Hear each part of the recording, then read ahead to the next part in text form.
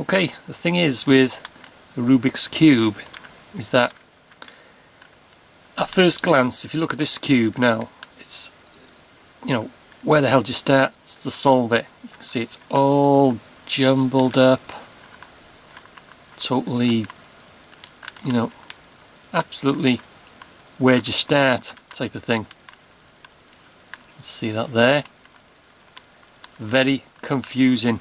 As long as you know where to start and the right moves to make, they are very easy to solve.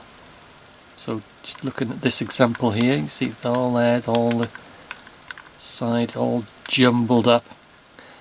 This cube can be solved in 8 moves.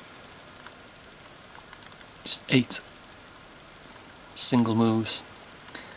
And I will show you now, as you can see, all jumbled up.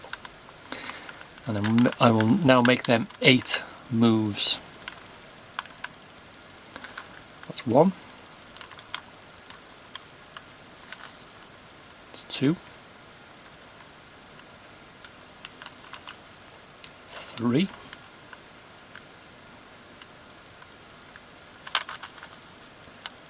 4.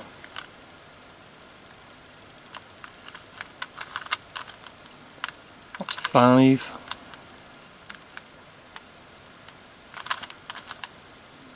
6.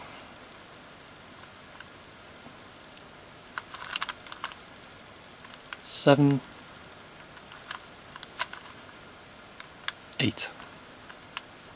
And you can see one complete cube